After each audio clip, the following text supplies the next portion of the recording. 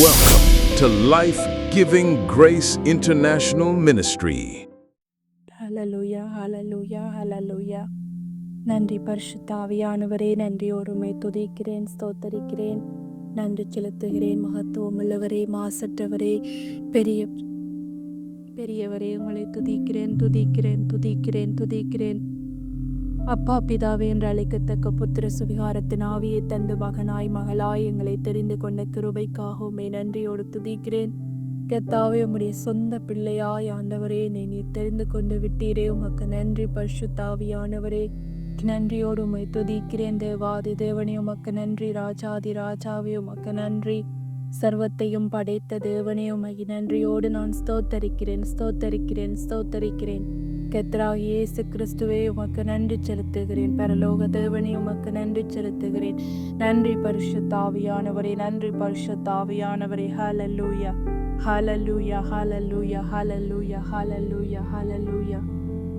நன்றியோடு நான் துதிக்கிறேன், துதிக்கிறேன். நாளிலும் நாங்கள் 2 கொரிந்தியர் 4வது அதிகாரத்தை தியானிக்கும் போது 3வது அதிகாரத்திலே நாங்கள் பார்த்தபடி ஒளிந்து போகிற ஊழியம், ஒளிந்து போகிற ஊழியத்தை பற்றி நாங்கள் இதில் குறிப்பிடப்படுகிறது. அதாவது 11வது வசனத்தை 3ஆம் அதிகாரத்தில் பார்த்தோம்ன்றால், அன்றியும் ஒளிந்து போவதே மகிமை உள்ளதா இருந்ததானால் நிலைத்திருப்பது அதிக மகிமை உள்ளதா இருக்குமே. இப்படியாக மகிமைப்பட்டிருந்த அந்த ஊழியம் இந்த ஊழியத்துக்கு உண்டாயிருக்கிற சிறந்த மகிமைக்கு முன்பாக மகிமைப்பட்டதே இல்லையாம்.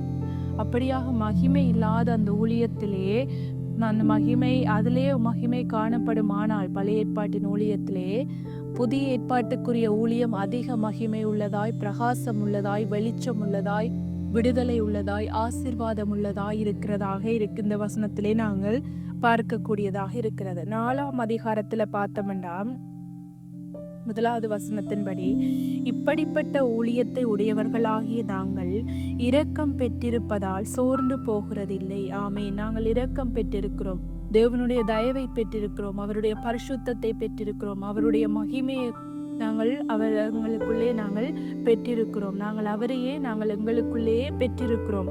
இப்படிப்பட்ட மகிமையுடைய ஊழியத்தை உடையவர்களாகிய நாங்கள் என்ன செய்திருக்கிறோமாம்? நீர் அவருடைய இரக்கத்தின் மூலமாய், அவருடைய தயவின் மூலமாய் நாங்கள் விடுதலையாக்கப்பட்டு இருக்கிறோம். ஆமீன்.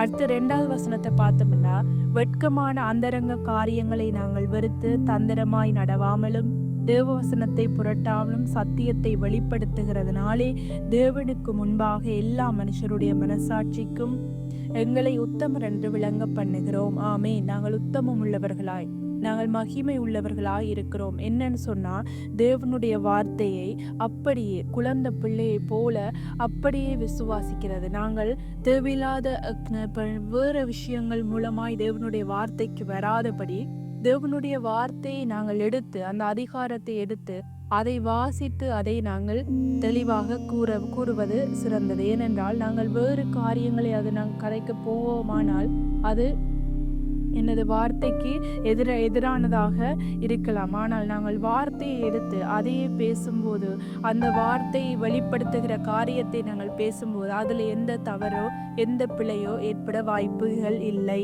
ஆமீன். அப்படியாக வசனத்தை நாங்கள் புரட்டாமலும் சத்தியத்தை வெளிப்படுத்துகிறதுனாலே தேவனுக்கு முன்பாக எல்லா மனுஷருடைய மனசாட்சிக்கும் எங்களை உத்தமர் என்று விளங்க பண்ணுகிறோம். அடுத்த வசனத்தை பார்த்தோம்ன்றால், எங்கள் சுவிசேஷம் மறைபொருளாய் இருந்தால் கெட்டு போகிறவர்களுக்கு அது மறைபொருளாய் இருக்கும்.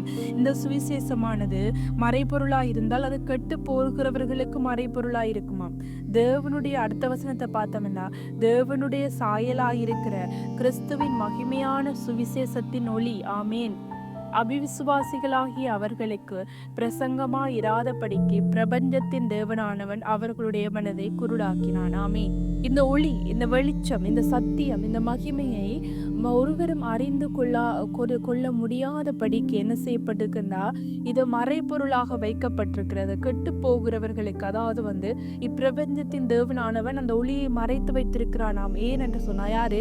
பிசாசு. இந்த காரியத்தை மற்றவருடைய மனக்கண்கள் திறக்கப்படாதபடி, அவர்கள் ஆசீர்வதிக்கப்படாதபடி, அவர்கள் விடுதலை அடையாதபடிக்கு அவனை பிசாசு தன்னுடைய அதிகாரத்தின் கீழாக வைத்துக் கொள்வதற்காக அவர்கள் அவர்களுடைய மனக்கண்களை அவன் மறைத்து வைத்திருக்கிறானாம். அவர்களுடைய மனக்கண்களை மூடி வைத்திருக்கிறான். அதாவது இந்த வசனத்தின்படி தேவனுடைய சாயலா இருக்கிற கிறிஸ்துவின் மகிமையான சுவிசேஷத்தின் ஒளி, இந்த கிறிஸ்துவனுடைய சத்தியம், கிறிஸ்து மகிமையின் நம்பிக்கையாக எங்களுக்குள்ளே வாசம் பண்ணி எங்களுக்குள்ளே உலாவி எங்களுக்குள்ளே நிறைந்திருக்கிறார். அவருடைய காரியங்களை அதாவது மெய்யாகவே மெய்யாகவே நான் உங்களுக்கு சொல்லுகிறேன், நான் என் பிதாவினிடத்தில் போகிறபடியால் நான் செய்த கிரியைகளை நீங்கள் செய்வீர்கள், அதைவிட மேலான கிரியைகளை செய்வீர்கள் என்று சொன்னார். அவர் என்ன செய்திருக்கிறார் என்றால் இந்த உலகத்திலே கிறிஸ்துவாக எங்களை படைத்திருக்கிறார். அவருடைய சாயலாக எங்களை உண்டு பண்ணியிருக்கிறார். தேவன் தன்னை வெளிப்படுத்தும் முகமாக எங்களுக்குள்ளே வாசம் பண்ணி கொண்டிருக்கிறார். எங்கள் மூலமாய் தேவன் வெளிப்படுகிறவராயிருக்கிறார். இந்த ஒளி மறைக்கப்பட்டிருக்கிறது. இதை இந்த பிரபஞ்சத்தின் தேவனானவன் என்ன செய்யப்பட்டிருக்கிறான் சொன்னா மறைத்து வைத்திருக்கிறான். இந்த சுவிசேஷம் மறைபொருளா இருந்தால் கெட்டு போகிறவர்களுக்கு அது மறைபொருளா இருக்கும். அப்படியாக பிசாசு என்ன செய்யப்பட்டிருக்கிறான், என்ன செய்திருக்கிறான் சொன்னா அவருடைய கண்களை, அவருடைய மனக்கண்களை குருடாக்கி வைத்திருக்கிறான். அந்த குருட்டுத்தனத்தின் ஆவி, அவர்களுடைய அந்த குருடாக்கப்பட்டிருக்கிற அந்த மனங்கள் திறக்கப்பட வேண்டும். கிறிஸ்துவே மகிமையின் நம்பிக்கையாக எங்கள் எங்களுக்குள்ளே வாசம் பண்ணுகிறார் என்ற அந்த மனக்கண்கள் திறக்கப்பட்டு மாயின் அவர்கள் ஆசீர்வாதத்தை, மகிமையை, விடுதலையை, சந்தோஷத்தை, அவர்களுடைய பிள்ளைகள், அவர்களுடைய குடும்பம், அவர்களுடைய அயலவர்கள் எல்லோரும் ஆசீர்வதிக்கப்பட்டவர்களாக, மகிமையுடையவர்களாக, அவர்கள் செல்லுகிற இடங்கள் எல்லாம் வெளிச்சம் உண்டாகிறதாக காணப்படுகிறது.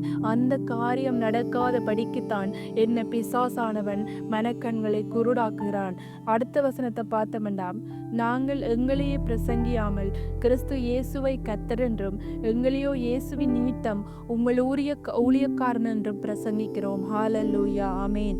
அடுத்த வசனத்தை பார்த்தோம்னா 6வது, இருளில் இருந்து வெளிச்சத்தை பிரகாசிக்க சொன்ன தேவன். ஹல்லேலூயா, ஆமேன். இந்த வசனத்தை பார்த்தோம்னு சொன்னா தேவனுடைய விருப்பம் நாங்கள் வெளிச்சமாயிருப்பது, நாங்கள் அழகாயிருப்பது, நாங்கள் சந்தோஷமாயிருப்பது, நாங்கள் ஆசிர்வதிக்கப்பட்டிருப்பது. ஒரு தாய், ஒரு தகப்பனே ஒரு குழந்தையை எடுத்தா நாங்கள் அவர்களுடைய பிள்ளைகள், எங்களுடைய பிள்ளைகள் சந்தோஷமாயிருக்க வேண்டும் என்றுதான் நினைப்போம். அவர்கள் ஆரோக்கியமாய், ஐஸ்வர்யமாய், நல்ல தொழிலோடு, நல்ல ஞானமாய் இருக்க வேண்டும் என்றுதான் நாங்கள் தேவனிடத்தில், நாங்கள் அநேகரிடத்தில் நாங்கள் அந்த சந்தோஷம், அந்த விடுதலை தான் எல்லா பேரண்ட்ஸுமே விரும்பக்கூடியதாக இருக்கிறது.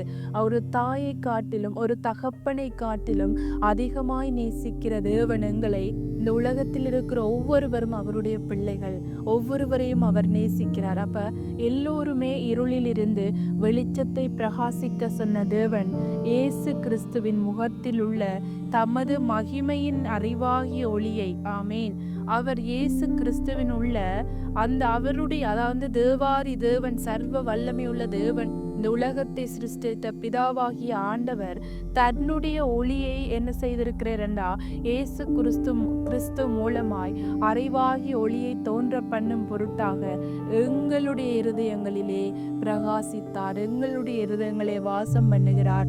ஆமேன். எங்களுடைய இந்த உலகத்தில் இருக்கிற ஒவ்வொருவருக்குள்ளேயும் அவர் வாசம் பண்ணுகிறார், ஜீவிக்கிறார். ஆமேன்.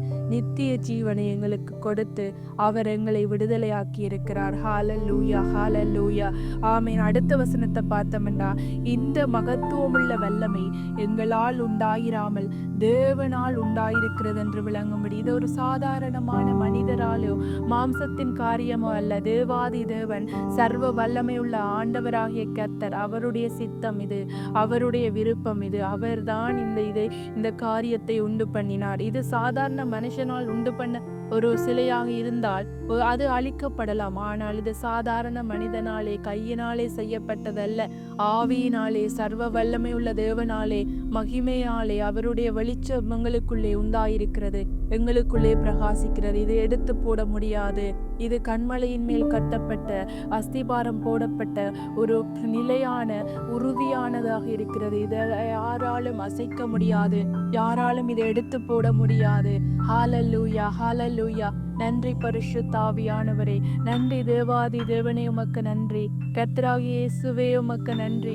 பரிசுத்த ஆவியானவரே உமக்கு நன்றி செலுத்துகிறோம். இப்படியான மகிமையை இந்த உலகத்தில் இருக்கிற ஒவ்வொருவருக்கும் நீர் கொடுத்திருக்கிறீர். அவருடைய மனக்கண்கள் திறக்கப்படுவதாக. ஆமேன். ஹalleluya. இயேசுவின் நாமத்தினாலே ஆமேன். நன்றி பரிசுத்த ஆவியானவரே. அடுத்த வசனத்தை பார்த்தோம்னா, நாங்கள் எப்பக்கத்திலும் நெருக்கப்பட்டும் ஒடுங்கி போகிறதில்லை, கலக்கமடைந்தும் மனமுறிவடைகிறதில்லை, துன்பப்படுத்தப்பட்டும் கைவிடப்படுகிறதில்லை, கீழே தள்ளப்பட்டும் மடிந்து போகிறதில்லை. ஏனென்றால் கிறிஸ்துவே பரிசுத்த ஆவியானவர் எங்களுக்குள்ளே வாசம் பண்ணுகிறார்.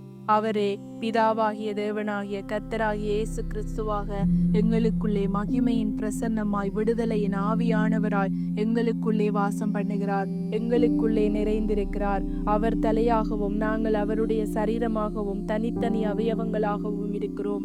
ஆமேன். ஹalleluya. தேவ வசனத்தை உடையவர்கள் தேவர்கள் என்று அழைக்கிறார். எங்களை தேவர்கள் என்று அழைக்கிறார். அப்படியாக எங்களை உண்டு பண்ணி இருக்கிறார். ஹalleluya. நாங்கள் வெளிச்சத்தின் பிள்ளைகள், வல்லமையின் பிள்ளைகள், ஆசீர்வதிக்கப்பட்டவர்கள், விடுதலையானவர்கள். கண்ணீரோ கவலையோ பிரச்சனைகளோ எதுவுமே எங்களை நெருங்க முடியாத இயேசுவின் நாமத்தினாலே, என்னுடைய நாமத்தினாலே நீங்கள் பிதாவை வேண்டிக் கொள்வது எதுவோ அது உங்களுக்கு செய்யப்படும் என்று சொல்லப்படுகிறது. நாங்கள் இயேசுவின் நாமத்தினாலே நாங்கள் எதை கேட்டாலும் அதை பெற்றுக்கொள்வோம். நாங்கள் பிதாவிடத்தில் வேண்டிக் கொள்கிறது எல்லாம் எங்களுக்கு நிறைவேறும். ஆமீன். ஹalleluya. பரிசுத்த ஆவியானவரே நன்றி. அடுத்த வசனத்தை பார்த்தோம்டா, கர்த்தராகிய இயேசுவினுடைய ஜீவனும் எங்கள் சரீரத்திலே விளங்கும் படிக்கு. ஆமேன். கர்த்தராகிய இயேசுவினுடைய ஜீவன், அந்த நித்திய ஜீவன் எங்களுடைய சரீரத்திலே விளங்குகிறது. அவர் எங்களுக்குள்ளே வாசம் பண்ணுகிறார். இயேசுவின் மரணத்தை எப்பொழுதும் எங்கள் சரீரத்தில் சுமந்து திரிகிறோம். ஹalleluya. ஏனென்றால் அவருடைய மரணத்தின் சாயலிலே நாங்கள் இணைக்கப்பட்டிருப்போம். ஆனால் அவருடைய உயிர்த்தெழுதலின் சாயலிலும் இணைக்கப்பட்டிருப்போம். அந்த மகிமையின் பிரசனத்திலே நாங்கள் ஒன்றாயிருக்கிறோம். அதான் இந்த வசனத்திலே சொல்லப்படுகிறது, இயேசுவினுடைய ஜீவனும் எங்கள் சரீரத்திலே விளங்கும்படி அவருடைய ஜீவன், அவருடைய சரீரம், அவருடைய மகிமை எங்களுக்குள்ளே இருக்கும்படிக்கு அவருடைய மரணத்தை எப்பொழுதும் எங்களுடைய சரீரத்தில் சுமந்து திரிகிறோம். ஆமேன். ஹalleluya. ஹalleluya. அப்படியாக நாங்கள் அவருடைய நித்திய ஜீவனை பெற்றிருக்கிறோம். ஹalleluya. எப்படி எனில் சாவுக்கினமான எங்கள் மாம்சத்திலே இயேசுவினுடைய ஜீவனும் விளங்கும்படிக்கு உயிரோடு இருக்கிற நாங்கள் எப்பொழுதும் இயேசுவின் நிமித்த மரணத்துக்கு ஒப்பு கொடுக்கப்படுகிறோம். இப்படி மரணமானது எங்களிடத்திலும் ஜீவனானது உங்களிடத்திலும் பலன் செய்கிறது. விசுவாசித்தேன் ஆகியால் பேசினேன் என்று எழுதியிருக்கிறபடி நாங்களும் அந்த விசுவாசத்தின் ஆவியை உடையவர்களாயிருந்து விசுவாசிக்கிறபடியால் பேசுகிறோம்.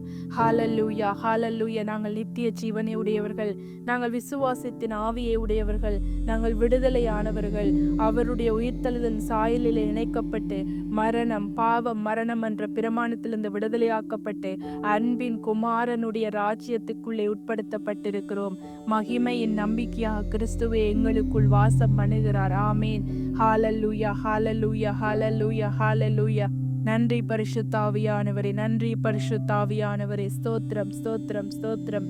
இப்ப அடுத்த 16வது வசனத்தை பார்த்தோம்னா, எங்கள் புறம்பான மனுஷனானது அழிந்தும் உள்ளான மனுஷனானது நாளுக்கு நாள் புதிதாக்கப்பட்டும் இருக்கிறது.